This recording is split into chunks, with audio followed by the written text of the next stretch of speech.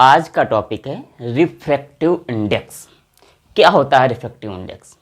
Refractive index क्या है कि हमें बताता है कि किसी भी मीडियम में लाइट की स्पीड कम होगी या ज़्यादा होगी किसी दूसरे मीडियम के कंपेयर में। देखो, मान लेते हैं भाई यहाँ पर इधर एयर है, कोई डेंसर मीडियम है, कोई सा भी, इधर एक फर्स्ट मीडियम है, इधर सेकेंड मीडियम है।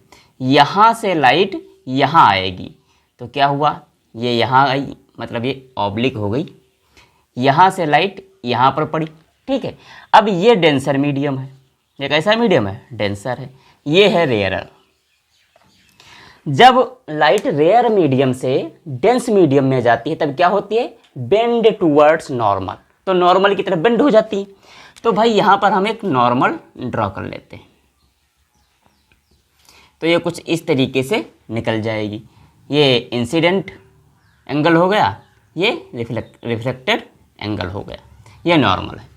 अब रही बात कि जो ये लाइट बेंड हुई है ये किस हिसाब से बेंड हुई है, कितना बेंड हुई है, इसमें क्यों बेंड हुई है? क्योंकि इसकी स्पीड कम हो गई है। क्यों? क्योंकि ये डेंसर है, इसकी ऑप्टिकल डेंसिटी इस फर्स्ट वाले मीडियम के कंपेयर में सेकंड वाले की ज़्यादा है। अब ऑप्टिकल डेंसिटी आप लोग समझते हैं कि वो वाली डेंसिटी मास डेंसिटी वाली नहीं है। इसमें यह पता चलता है कि जो स्पीड ऑफ लाइट है वो इसके अंदर कैसी है, कम है या ज़्यादा है। अगर स्पीड ऑफ लाइट ज़्यादा है तो उसका उसकी ऑप्टिकल डेंसिटी है वो कम है। अगर स्पीड ऑफ लाइट स्लो है, धीरे है, कम है, तो वो डेंस मीडियम है यहाँ पर। ठीक है, अब हम इसका रिफ्रैक्टिव इंडेक्स निकालेंगे। कैसे निकालेंगे? तो जो इसका रिफ्रैक्टिव इंडेक्स लिखने का तरीका है वो 1n से डिनोट करते हैं। कहीं कहीं पर ये म्यू से भी डिनोट किया जाता है, लेकिन हम यहाँ पर n से डिनोट करेंगे। ठीक है, तो 1 and 2 इक्वल टू, देखो ये इसका डिनोट करने का तरीका, ये फर्स्ट क्या है? फर्स्ट वाला मीडियम है। ये सेकंड क्या है? सेकंड वाला मीडियम है। ये बता रहा है भाई कि जो लाइट है वो फर्स्ट मीडियम से सेकंड मीडियम में जा रही है। लाइट जो है वो फर्स्ट मीडियम से सेकंड मीडियम में इंटर कर रही है। ठीक है भाई, तो अब हम इसको फार्मूले में कैसे लिखेंगे? तो यहाँ पर हम लिखेंगे speed of light in medium first. जो मीडियम है पहला लिखेंगे, यहाँ पर लिखेंगे speed of light in medium second. यहाँ पर लिख देंगे v1/v2। ये इसका फार्मूला बनेगा जाकर। देखो, जब लाइट एक फर्स्ट मीडियम से दूसरे मीडियम में जा रही है, फर्स्ट मीडियम से दूसरे मीडियम में जा रही है, इसको डिनोट इस तरीके से करेंगे। उसका फार्मूला आएगा v1/v2। मतलब इसमें कितनी स्पीड है लाइट की और इस मीडियम में कितनी स्पीड है, ये इस तरीके से ये फार्मूला बनेगा। जो आपकी एनसीईआरटी में दिया हुआ है वो n/1 इस तरीके से दिया हुआ है। इसका मतलब भी यही है। यहाँ पर उल्टा कर दें कि जो लाइट है वो फर्स्ट मीडियम से सेकंड मीडियम में जा रही है। लाइट जो है वो फर्स्ट मीडियम से सेकंड मीडियम में जा रही है। इसको हम पढ़ेंगे n/1 पढ़ेंगे, ना कि n/21 पढ़ेंगे। तो ये हुआ रिफ्रैक्टिव इंडेक्स का फार्मूला। हम यहाँ पर इस तरीके से भी इसको फार्मूले के रूप में लिख सकते हैं। अब ये कितने टाइप्स का होता है? ये होता है 2 टाइप्स का। एक होता है एब्सोल्यूट रिफ्रैक्टिव इंडेक्स, एक होता है रिलेटिव रिफ्रैक्टिव इंडेक्स। देखो, मान लेते हैं भाई ये एब्सोल्यूट रिफ्रैक्टिव इंडेक्स यहाँ पर हम बताएंगे। मान लेते हैं कि ये एक सरफेस है, यहाँ पर फर्स्ट मीडियम है, यहाँ पर सेकंड मीडियम है। और जो एब्सोल्यूट रिफ्रैक्टिव इंडेक्स में है वहाँ पर जो फर्स्ट मीडियम है वो ऑलवेज क्या रहता है? वैक्यूम रहता है। यहाँ पर है वैक्यूम। ठीक है, यहाँ से लाइट आई। अब वैक्यूम में जानते हैं स्पीड ऑफ लाइट ज़्यादा होती है। अब इधर कोई सा भी मीडियम ले लेते हैं एनी, ये कैसा होगा वैक्यूम के कंपेयर में? डेंस ही होगा भाई। होगा कि नहीं होगा? होगा। तो यहाँ पर नॉर्मल डाला मैंने और ये इधर बेंड करेगी, यहाँ पर आएगा एंगल ऑफ इंसिडेंट, यहाँ पर आएगा angle of refraction. Absolute refractive index वो तब होगा जब पहला वाला मीडियम, फर्स्ट मीडियम क्या होगा? वो हमेशा और हमेशा वैक्यूम होगा, एयर होगा। अभी बात कर रहे हैं उस पर भी। तो इसको हम कैसे लिखेंगे? इसको एब्सोल्यूट रिफ्रैक्टिव इंडेक्स अगर निकालना है, यहाँ पर कोई सा भी मटेरियल, ग्लास है, वाटर है, केरोसिन है, ऑयल है, कोई सा भी ट्रांसपेरेंट मीडियम है, उसका रिफ्रैक्टिव इंडेक्स कैसे निकालेंगे। तो हम यहाँ पर क्या करेंगे, एन एम डिनोट कर देंगे। इधर कोई सा भी नोटेशन नहीं लिखेंगे, एन एम करेंगे और यहाँ पर कर देंगे, ये इधर क्या है, स्पीड ऑफ लाइट, यहाँ पर सिर्फ होगी speed of light, speed of light in vacuum. यहाँ पर आएगी speed of light, speed of light in medium. ठीक है, तो हम इसको इस तरीके से लिख सकते हैं, एन एम इक्वल टू यहाँ पर सी, क्योंकि सी क्या होती है, स्पीड ऑफ लाइट होती है, और यहाँ पर होती है वैक्यूम में इतनी होती है, यहाँ पर हम वी लिख सकते हैं। तो ये फार्मूला हुआ तुम्हारा एब्सोल्यूट रिफ्रैक्टिव इंडेक्स का। यहाँ पर मान लेते हैं कोई मीडियम 2 है, यहाँ पर क्या है, यहाँ पर तो एयर है, वो वैक्यूम है। ठीक है, तो यहाँ पर हम लिख देंगे N2 equal to C by V. C speed of light है, वी क्या है इस वाले मीडियम की। यहाँ पर मान लेते हैं ग्लास है, ग्लास ले आए तुम, यहाँ पर ग्लास ले आए, तो क्या लिख देंगे, Ng कर देंगे, यहाँ पर सी बाई वी। तो इस तरीके से हम एब्सोल्यूट रिफ्रैक्टिव इंडेक्स लिख सकते हैं। अब रही बात, क्या वैक्यूम की जगह पर भाई एयर आ सकती है। देखिए, जो स्पीड ऑफ लाइट है, स्पीड ऑफ लाइट है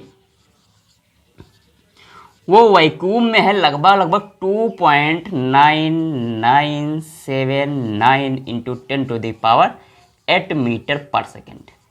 वैक्यूम में जो लाइट है स्पीड की, ये वैक्यूम में है, वैक्यूम में जो लाइट है वो इतनी है, लेकिन जो एयर में स्पीड की, लाइट की जो स्पीड है वो वैक्यूम में है इतनी, जो स्पीड है इसकी लाइट की एयर में, तो वो है 2.9970 इंटू 10⁸ मीटर पर सेकेंड। अब देखो बहुत थोड़ा सा डिफरेंस है ना, ये वैक्यूम में स्पीड है लाइट की 2.9979, ये है 2.9979। यहाँ पर डेसिमल के बाद देखो यहाँ पर नंबर चेंज हुआ, यहाँ पर 0, यहाँ पर 9, बहुत थोड़ा सा डिफरेंस है स्पीड में। तो हम क्या तो हम यही आइडिया लगाएंगे कि भाई जो लाइट है वो एयर और वैक्यूम में लगभग बराबर है, ऐसा मान के चलते। थोड़ा सा डिफरेंस है लेकिन वो हम ज़्यादा मायने नहीं रखेंगे। तो हम क्या करेंगे, इस वाली स्पीड दोनों को हम लिख देते हैं 3 इंटू 10⁸ मीटर पर सेकेंड। देखो 2.999 बहुत छोटा यहाँ पर है ना वो नंबर, तो क्या है, इसको हम राउंड ऑफ करके यहाँ पर 3 कर देते हैं, तो ये हो जाती है 3 इंटू 10⁸ मीटर पर सेकेंड। तो हम क्या कह सकते हैं कि भाई वैक्यूम ले लो चाहे एयर ले लो। अब बात आई समझ में कि जो एब्सोल्यूट रिफ्रैक्टिव इंडेक्स है वो एयर या वैक्यूम के कंपेयर में किसी भी सेकेंड मीडियम का हम रिफ्रैक्टिव इंडेक्स निकालते हैं। जो ये रिफ्रैक्टिव इंडेक्स आता है ये इसका नहीं होता है, जिसमें लाइट इंटर करती है, जिस मीडियम में लाइट इंटर करती है उसका रिफ्रैक्टिव इंडेक्स होता है। अब रही बात रिलेटिव की, तो रिलेटिव में क्या है भाई, रिलेटिव में यहाँ पर भी कोई सा भी एनी मीडियम हो सकता है, एनी मीडियम, इधर भी कोई सा भी एनी मीडियम हो सकता है, लेकिन एक बात ध्यान रखना, इधर एयर और वैक्यूम नहीं होना चाहिए। अगर एयर और वैक्यूम हो गया तो वो एब्सोल्यूट रिफ्रैक्टिव इंडेक्स आ जाएगा। तो यहाँ पर मान लेते हैं कोई सा भी मीडियम है, यहाँ पर रेयर मीडियम ले लिए, यहाँ पर नॉर्मल डाले, इधर ये चला गया, ये क्या है, एंगल ऑफ इंसिडेंट, ये एंगल ऑफ रिफ्लेक्शन। ठीक है, ये रेयर ले लेते हैं, ये डेंस ले लेते हैं। कोई ज़रूरी नहीं है कि तुम इधर रेयर लो इधर डेंस लो, कोई सा भी ले सकते हो, इधर डेंसर ले सकते हो, एयर इधर रेयर ले सकते हो, वो तो लाइट है भाई, कहीं पर डेंसर से रेयर में, कहीं पर रेयर से डेंसर में जाएगी। तो ये ले लिया, मान लेते हैं इसका नाम है फर्स्ट मीडियम, इसका नाम है सेकेंड मीडियम। तो यहाँ पर जो हम रिफ्रैक्टिव इंडेक्स निकालेंगे वो दूसरे मीडियम का निकलता है। हमेशा जो रिफ्रैक्टिव इंडेक्स निकलता है किसी कंपेयर में जिसमें लाइट इंटर करती है उसी का निकालते हैं। तो यहाँ पर हम क्या लिखेंगे, एन लिखेंगे, वही जो अभी हम पहले तुम्हें बता चुके हैं। यहाँ पर स्पीड ऑफ लाइट इसकी मान लेते हैं v1 है, इसमें स्पीड ऑफ लाइट v2 है, तो क्या आ जाएगी v1/v2। ये हो गया, लो बन गया तुम्हारा जुगाड़। तो इस तरीके से ये क्या है, फर्स्ट से सेकंड में जा रही है लाइट, लेकिन जो रिफ्रैक्टिव इंडेक्स आया है वो सेकंड मीडियम का है, ना कि फर्स्ट मीडियम का। लेकिन सेकंड मीडियम का जो रिफ्रैक्टिव इंडेक्स है वो किसके कंपेयर में आ रहा है, इसके कंपेयर में आ रहा है जो फर्स्ट मीडियम है। यहाँ पर जो रिफ्रैक्टिव इंडेक्स आ रहा है सेकंड वाले का वो किसके कंपेयर में आ रहा है, एयर एंड वैक्यूम के कंपेयर में आ रहा है। यहाँ पर मान लेते हैं भाई ये ग्लास होगा, यहाँ पर मान लेते हैं ये वाटर है, तो इसको हम डिनोट कैसे करेंगे, ग्लास से वाटर में आ रही है लाइट, तो क्या हो जाएगा V1/V2।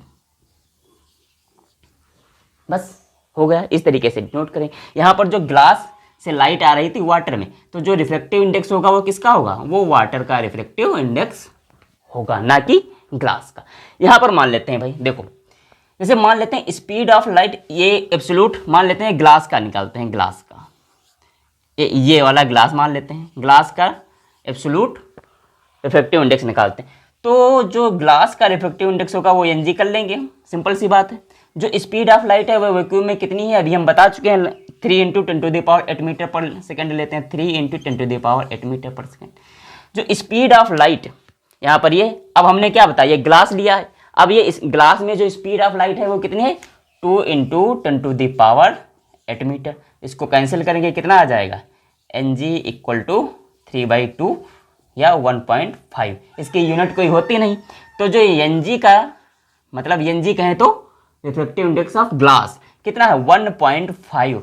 इसका मीनिंग ये है कि जो ग्लास है वो एयर और वैक्यूम के कंपेयर में 1.5 गुना ज़्यादा डेंस है। उसकी ऑप्टिकल डेंसिटी जो है वो वैक्यूम और एयर से 1.5 गुना ज़्यादा है। जब ऑप्टिकल डेंसिटी ज़्यादा है, जब रिफ्लेक्टिव इंडेक्स ज़्यादा है, तो इसका मतलब है जो स्पीड ऑफ लाइट है वो स्लो होगी। जो लाइट है वो इस मीडियम में धीरे धीरे चलेगी, ग्लास में जो लाइट है वो धीरे धीरे चलेगी, किसके कंपेयर में, एयर एंड वॉल्यूम के। कितने टाइम्स रिड्यूस हो जाएगी, 1.5 गुना। देखो इसको क्या करेंगे, रिफ्लेक्टिव इंडेक्स कितना है, 1.5 है। अब हमें निकालना है स्पीड ऑफ लाइट किसकी, ग्लास में। तो क्या करेंगे, फार्मूला ये वाला है, तो Ng रिफ्लेक्टिव इंडेक्स 1.5 है। अब तुम जानते हो कि जो स्पीड ऑफ लाइट है वो कितनी है, 3 × 10⁸ है।